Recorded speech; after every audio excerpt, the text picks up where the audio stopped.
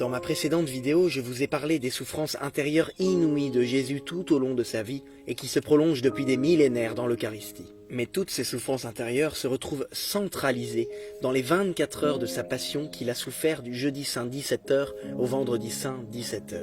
En effet, au cours de celle-ci, chaque souffrance qu'il a reçue symbolise alors aussi des souffrances intérieures et spirituelles et répare en particulier pour un certain type de péché.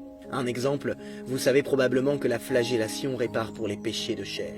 Ces 24 heures sont donc le sommet de la passion du Christ, bien qu'elles ne se résument pas à la passion physique. En tout cas, aujourd'hui, nous allons donc voir comment nous pouvons consoler Jésus dans ses souffrances et l'accompagner dans sa passion heure par heure. Et cela grâce à une révélation qu'il a donnée à la mystique catholique italienne Luisa Piccarreta et contenue dans ce livre, Les 24 heures de la passion du Christ. Vous allez voir que ce livre est le seul qui permette d'accompagner autant Jésus dans sa passion d'une manière radicalement nouvelle, telle qu'aucun autre livre ne le permettait avant. Et puisque Dieu est hors du temps, mystérieusement, c'est comme s'il vivait ces 24 heures à chaque instant, et nous pouvons donc le rejoindre dans sa passion à tout moment.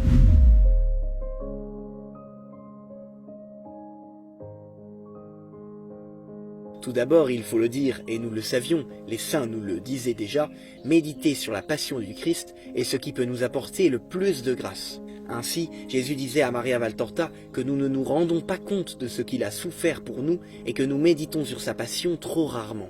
Ce sont ces douleurs qui vous frappent le plus lorsque vous les méditez, mais vous le faites trop rarement.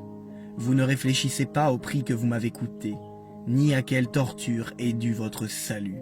Vous qui vous plaignez d'une écorchure, d'un choc contre un coin, d'une migraine, vous ne tenez pas compte que je n'étais qu'une plaie. Ainsi, méditer sur tout ce que Jésus a souffert pour nous est essentiel. Mais avec les heures de la Passion, c'est vraiment une toute nouvelle façon de faire, que l'on ne peut pas connaître en dehors de ce livre. Saint Annibale Maria di Francia, un des pères spirituels de Luisa, insistait beaucoup là-dessus. Cette méthode est nouvelle, parce que sa forme, ses sentiments et ses objectifs uniques ouvrent la voie à une approche totalement nouvelle. Cette nouvelle méthode peut être considéré comme un chemin de croix intégral et complet. Jésus nous le dit donc, lorsque nous méditons les 24 heures de la Passion avec ce livre, nous sommes assurés de les faire comme il voudrait que nous les fassions, et c'est ainsi la meilleure méthode pour s'unir à sa passion. Ma fille, si tu savais quelle grande satisfaction je ressens en te voyant refaire ces heures de ma passion encore et encore, tu en serais très heureuse. Il est vrai que mes saints ont médité ma passion, et ayant compris à quel point j'ai souffert, ils ont versé des larmes de compassion, jusqu'à se sentir consumés d'amour pour mes souffrances. Cependant, il ne s'agissait pas de cette manière, toujours répétée et dans cet ordre. Tu es la première à me donner ce plaisir si grand et si spécial de revivre intérieurement, heure après heure, ma vie et tout ce que j'ai souffert. Je me sens si attiré par cela que, heure après heure, je te donne cette nourriture et je la mange avec toi, faisant avec toi ce que tu fais. Sache que je te récompenserai abondamment de lumière et de grâce nouvelle. Écoutons encore ce dialogue entre Luisa et Jésus. Dis-moi, mon Dieu, quelle récompense donneras-tu à ceux qui font les heures de la Passion de la manière que tu m'as enseignée? Ma fille, je considérerai ces heures non pas comme faites par eux, mais comme faites par moi. Selon leur disposition, je leur donnerai les mêmes mérites et les mêmes effets que si j'étais en train de souffrir ma passion. Cela, même pendant leur vie sur la terre. Je ne pourrais pas leur donner une plus grande récompense. Puis, au ciel, je placerai ces âmes devant moi, et je leur lancerai des flèches d'amour et de contentement, autant de fois qu'elles auront fait les heures de ma passion. Et elles me rendront la pareille. Quel doux enchantement ce sera pour tous les bienheureux. Enfin, nous pourrions citer ce dernier passage, où Jésus ne mâche pas ses mots quant aux grands bienfaits contenus dans les 24 heures de la Passion. S'ils font ces heures avec moi dans ma volonté, je leur donnerai une âme pour chaque mot qu'ils réciteront. En fait, l'effet sera petit ou grand, suivant la grandeur de leur union avec moi. Ces heures sont très précieuses, parce qu'elles ne sont rien d'autre que la répétition de ce que j'ai fait au cours de ma vie mortelle et que je continue de faire dans le très saint sacrement. Quand j'entends ces heures, j'entends ma propre voix, mes propres prières. Dans l'âme qui fait ces heures, je vois ma volonté voulant le bien de tous et la réparation pour tous, et je me sens attiré à venir habiter en cette âme pour y faire ce qu'elle fait. Oh, comme j'aimerais que, dans chaque ville, il y ait au moins une âme qui fasse les heures de ma passion. Je m'entendrai ainsi dans chaque ville, et ma justice, si indignée en ces temps, serait en partie apaisée.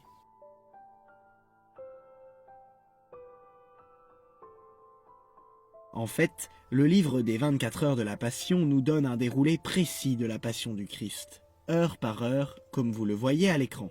C'est très intéressant en particulier pour bien savoir ce qu'il s'est passé pendant la nuit du jeudi au vendredi saint, car souvent nous ne retenons de la Passion du Christ que son agonie à Gethsémani, puis ses souffrances dans la journée du vendredi. Mais c'est loin d'être le seul objectif de ce livre. En réalité, le but est vraiment de pouvoir, avec ces textes, accompagner Jésus dans sa passion et la revivre avec lui. Alors concrètement, voyons maintenant comment faire cela. En fait, c'est assez simple. On peut, pendant un temps de prière, faire ce qu'on appelle une heure de la passion. Pour choisir l'heure que l'on va faire, on peut prendre selon l'heure qu'il est, puisque les heures de la passion couvrent les 24 heures d'une journée.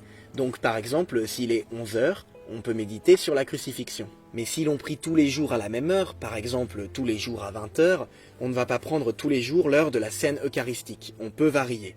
Et aussi, ce n'est pas parce que ça s'appelle une heure que l'on est obligé de prier pendant une heure. Si on a moins de temps, eh bien c'est déjà ça. Certaines heures d'ailleurs sont très courtes et pourront se faire en un quart d'heure, tandis que d'autres sont beaucoup plus longues et pourront se faire sur plusieurs temps de prière successifs. Une fois que l'on a choisi l'heure de la passion qu'on veut faire, donc, concrètement, on va prendre le texte, on va le lire et on va essayer de prier avec. Dans le texte des heures de la passion, il y a essentiellement deux styles. Soit c'est Louisa qui décrit ce qu'elle fait, soit c'est Jésus qui parle à Louisa. Mais en fait, avec ce livre, Louisa, c'est nous. Quand Louisa décrit ce qu'elle fait, donc par exemple... Jésus, je me prosterne avec toi. Je veux faire ce que tu fais.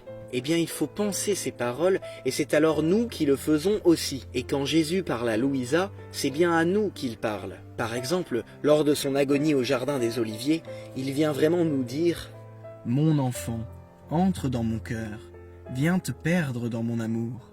Seulement dans mon amour tu comprendras combien je souffre pour toi et combien je t'aime. Ainsi, tu apprendras à m'aimer et à souffrir par amour. » En fait, Dieu donne vraiment la grâce, par la prière, dans la divine volonté, de dépasser les limites du temps et de l'espace et d'entrer dans l'éternité. Ainsi, on peut vraiment venir dans la scène qui est décrite et dire au Seigneur qu'on veut l'accompagner à l'endroit où il est dans l'heure que nous lisons. Dieu va voir cette volonté que nous avons de le suivre et de l'accompagner et va permettre que cela se produise vraiment. Il faut avoir la foi.